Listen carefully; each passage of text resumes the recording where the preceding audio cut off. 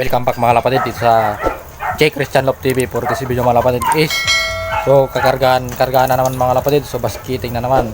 So kakarga na naman natin yung warrior natin na nag-iisa mga kapatid. So kung sino ko samahan mga kapatid, so tara mga kapatid, samahan nyo ko. Let's go.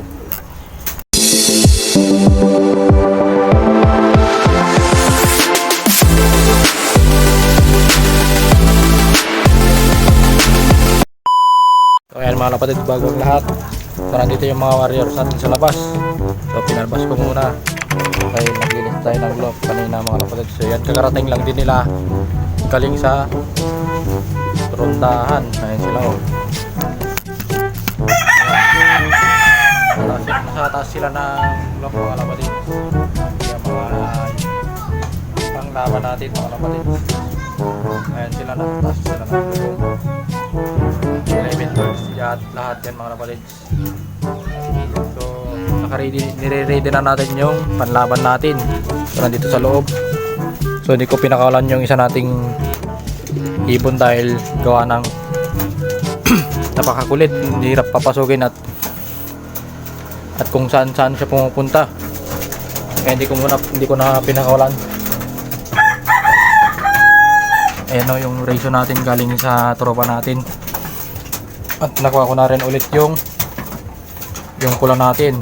So nandito muna siya sa ngayon sa pliers natin. So ito yung ibon natin na kinakarga natin mga kapatid. Ayun siya. So ginawan ko siya ng motivation. So pinaris ko siya doon sa kapatid niya. Netsmith niya pala mga kapatid. Yan yung netsmith niya mga kapatid. Yung binuwag natin ng nakarang. Tapos yan, ginawan ko siya ng itlogan nila dito para nang kanon is bumalik siya mga kapatid. So susubukan natin kung uubra yung tik na yan mga kapatid dahil karga na naman mamaya. So kahapon ko lang yan ginawa dahil kahapon ko lang din naisip yung motivation na yan. Yan lang ginawa ko mga kapatid. At ito na yung YB natin na anak ng pula natin at yung windy birds. Ayan. So yan yung nilabas nila mga kapatid. Black tawag na dito. Ano ang tawag na dito? Velvet ba o black? Ang tawag dito?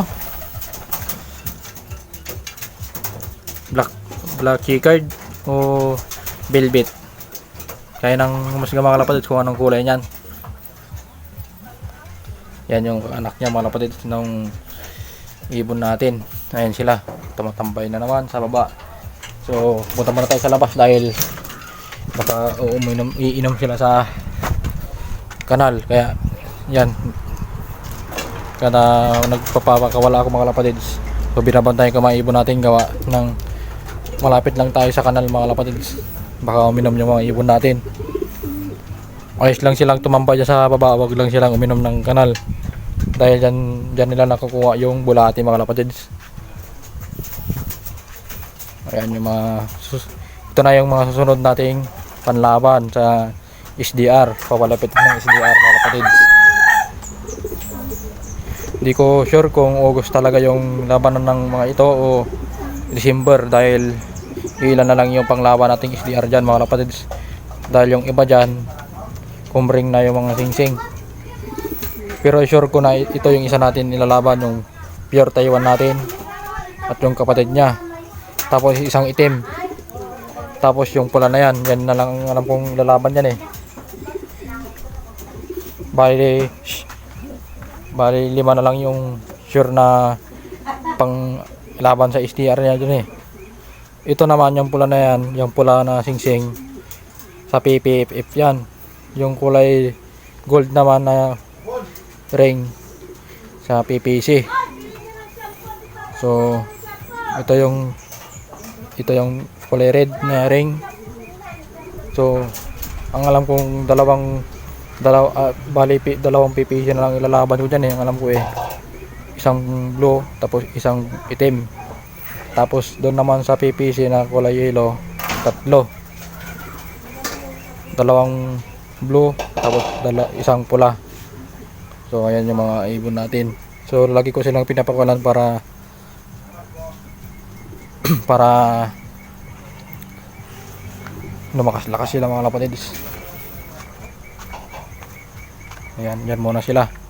So dito muna tayo. So ito, pangatlo to sa naka pula, kaso hindi ko yan ililipad mga kapatids. Gagawin kong breeder na lang yan.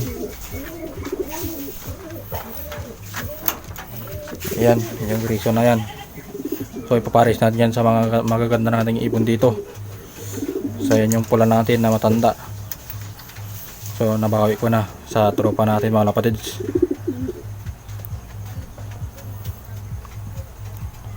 So yan, update ko na lang kayo mga kapatids pag kakarga na natin yung ibon natin mga kapatids. So inahanda ko lang muna siya dahil 1:30 PM ang kargahan dito sa atin mga kapatids. So ganong oras nila kukunin yung ibon dito, pipick upin. So yan mga kapatids. So update ko na lang kayo mamaya mga kapatids. Let's go. So ayan mga kapatids, so nandito tayo sa loop natin mga kapatids. So kukunin ko na yung ibon natin at ikakarga na natin mga kapatids. So update ko na lang kayo bukas siguro mga kapatids sa pagka-clock mga kapatids. So abangan bukas eh. So yun mga kapatids, so abangan nyo na lang siguro ako bukas dahil kakarga ko na yung ibon ko mga kapatids. Time na para ikarga yung ibon nating malupit mga kapatids. So bali pinangalanan ko nga pala siya ng si 29 kasi 929 yung speed niya mga kapatids sa 929 hindi 929. So yun mga kapatids, so abangan nyo na lang ako bukas. Let's go. The next morning.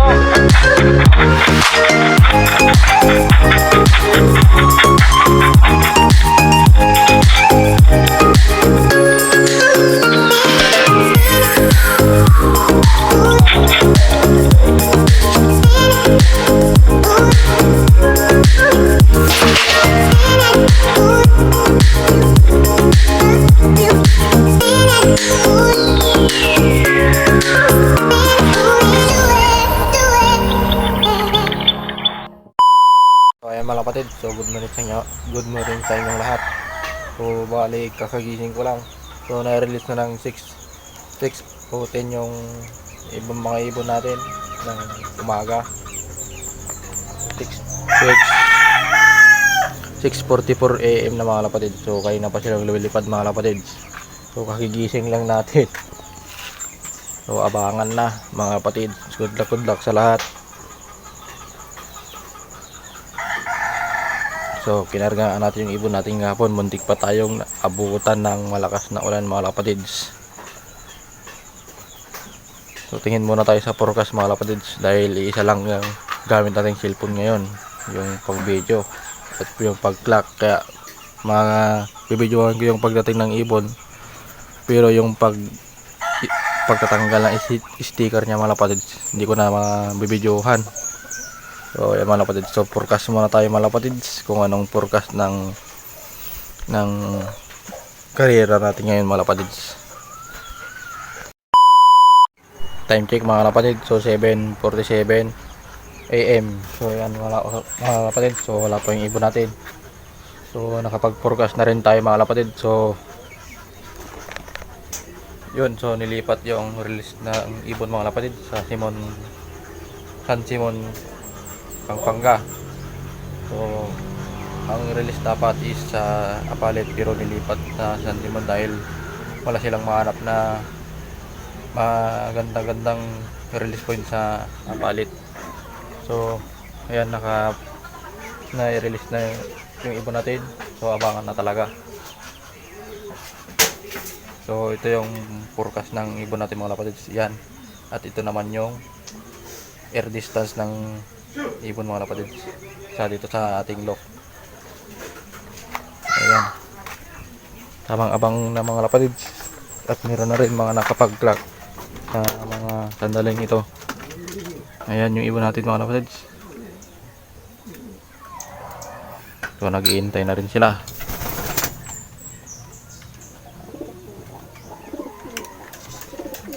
Balik-balikan ko na lang kayo mga kapatid pag andito na yung ibon natin mga kapatid. Mga kapatid, so 11 AM na mga kapatid, 11:22 AM. So yan, inabutan tayo ng cut off. So kaya nagpalabas na lang tayo ng mga warriors natin sa loob. Ayan, ayan sila. Kakaronda lang nila. Sana bumalik pa yung ibon natin para may pangkarga pa tayo sa susunod. Kahit butas na tayo. Ayan mga kapatid. So, ayan. Nag-abang pero hindi bumalik. So ayan mga kapatid. So dito na natatapusin yung video natin. So like and share and subscribe. Ingat mga kapatid.